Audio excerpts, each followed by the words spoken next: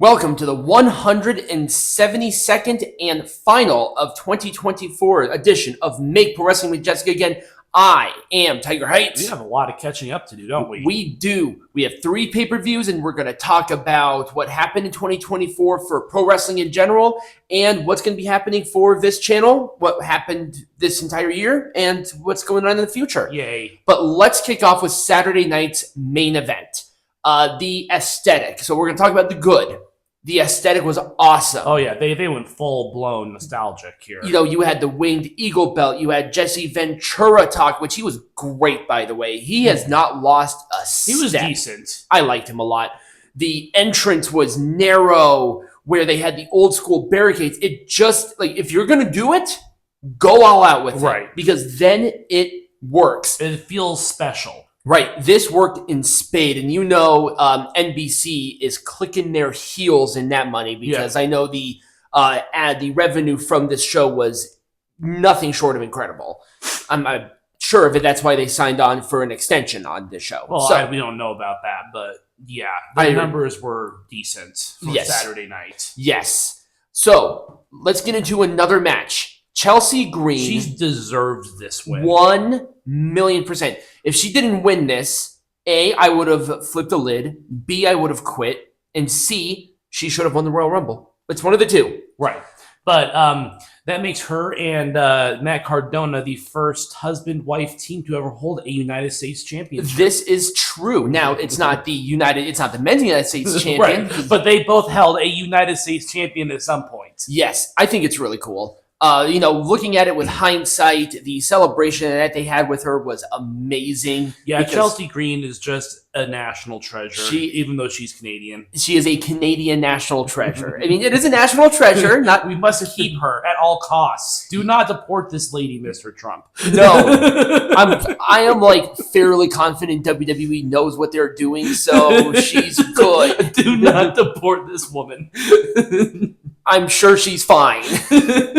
I mean, I'm pretty sure her visas are up, and also she married an American. That's true. So she's fine. She's been in the States for a minute. Probably a dual citizen. I wouldn't be surprised. Anyways, let's move on. Kevin Owens. I will say one thing. This happened after the show, by the way. Yes, the pile driver. Mm-hmm. It should have been a regular pile driver, but that's not why it's on the positive. The positive of this is that Kevin Owens seems more unhinged, crazier, and more desperate, which means he's more dangerous. Mr. Trump, please deport this man. We are going into politics, so. But this was just awesome. I loved how the presentation of this was great. You know, with hindsight being 2020, they're having the winged eagle and the undisputed champion hanging on the thing. I think they're doing this as like a jab towards the real world title or whatever. You think so? I think so. But anyways, yeah, it's gonna be a ladder match. It's a ladder match at Royal Rumble, which is fine. Now this is with hindsight being 2020. With what we had here, this was very good. Even though it happened after the show, people were still talking about it. So it adds a positive. Now, with the positives, there are negatives. And I'm not sure if this is necessarily a negative. It's more of a concern. And that is the future of Joe Tasseltor. He is awesome. And because Pat McAfee is coming back, he and Michael Cole are going to be doing commentary on Raw. Yeah. What is the future for Tasseltor? Because is he going to SmackDown? Right now it's Wade Barrett and Corey Graves doing the commentary for them. So now I think that Wade Barrett might go back to NXT. We're just not sure yet. Who would he replace? I like Vic Joseph and Booker T. Yeah, I know. I just don't know. I mean, if they're going to have him do like the presentation... if Booker T is helping with WWE Let's Fucking Go. That's true. LFG, Legends and Future Grace. We all know the actual reasoning. But I mean, I could see Tasseltor doing that. I could 100%. Yeah. He should still continue to be the co-guest on Saturday night's main event with Jesse Ventura. He was great in that role. I was just worried about him going forward with Pat McAfee being back, even though McAfee's on like a case-by-case basis because he still does college. He's now back because college football's out. Right. So I'm just worried about his future because he's really good. He really got into a contract. There's a place for him. Don't worry. Okay. Like I said, it's not necessarily... Like I said, I think the biggest theory is that Booker T's going to be leaving commentary and doing production on LFG. Okay. Yeah. All right. I mean, if they're doing that, then it's fine. I think he would actually thrive quite well within NXT itself. But that's sort of where I'm going with it. Like I said, I'm not sure if it's necessarily a negative. It's more of like, I really don't want to go through commentators like it's water, you know? Drew McIntyre and Sami Zayn, it was a good match. McIntyre going after the OG bloodline is a good storyline for him. But was I the only one somewhat disappointed on the ending? It just sort of... happened, yeah. It just sort of happened. And that's sort of why I put it as a negative, because with this, there wasn't that emotion that I was, expecting out of this. They had they had a rematch on Raw last week too. So it's like, well, then what the fuck was the point of this if they were going to do it on Raw? It was just stupid. Who knows? But Sami Zayn is just one of those guys where he can literally lose every match between now and his retirement, and he would still be a main event player because he is so good. He is. Sami Zayn's amazing. He's awesome. I'm so glad he is where he is right now. Yeah, I am too. This was a wet fart in church match. It was very forgettable. I mean, I even forgot. You totally forgot this match existed. Yeah. Well, because it sucks because Iyo Sky had one shot at this belt, and then they're just going back to Rhea Ripley. It's I know. Dude. These are they're like the perennial rivals. I'm so tired of it. I know. And it's hard because they are just on a different level. Rhea Ripley and Liv Morgan are just on different levels. Iyo Sky is there too, but they're not treating her as she should. Here's what I wanted. Here's my theory about Iyo Sky. We already had the match.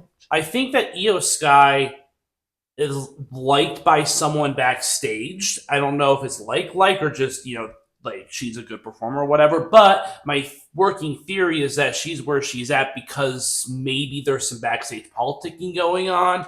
But that's just something I've heard through the grapevine. Well, with Rhea Ripley, I understand that they really want this match. Liv got hurt. Then Rhea got hurt. Then, Rhea got hurt again. And it's like, I understand they really want to do this blow-off match. And I guess they have to do this. For Raw, Netflix is a perfect time to do it. I know. They need to blow it off because you're approaching WrestleMania season quickly. You need to establish a new competitor. Right.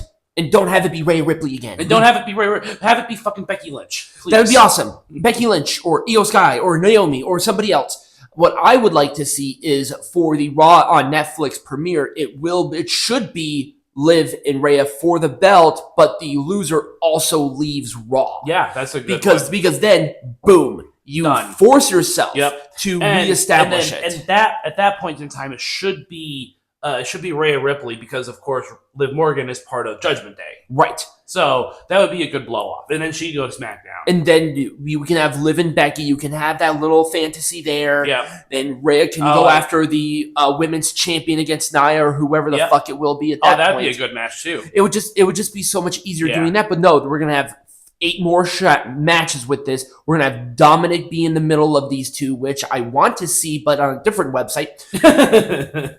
But that's sort of that's maybe a conversation for another. On a website that might be banned in like 8 states soon. Yes. Is it really? Yeah. That doesn't matter. I don't go to it. No, I don't go to it. Surprisingly.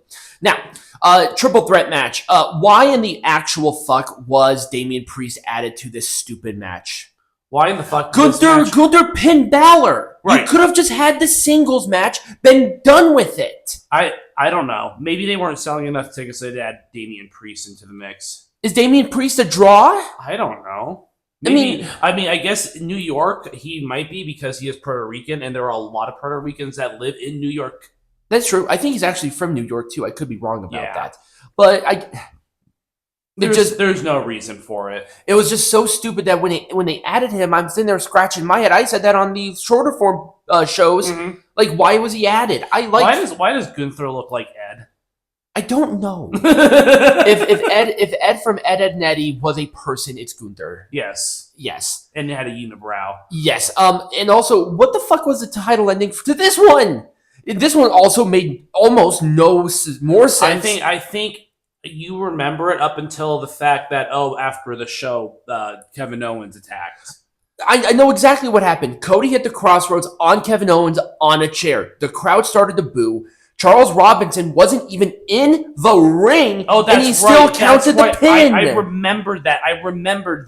It was one Crossroads, and it wasn't even like in the middle of the ring. It was with some bullshit. I mean, at the very least, they followed it up well with Kevin Owens saying, I pinned Cody. I was not pinned by Cody because the referee was on the outside, but people are now starting to turn on Cody, kind of. Actually, he got a huge pop on SmackDown. I'm pretty sure it's impossible to turn on Cody. I'm sure it's impossible to turn on Cody Rhodes. Like I said, the ending was fine, but I think the pile driver, that whole thing should have A, been on television, and B, should have been a regular pile driver. Because it wasn't a regular pile driver, it was a cradle pile driver.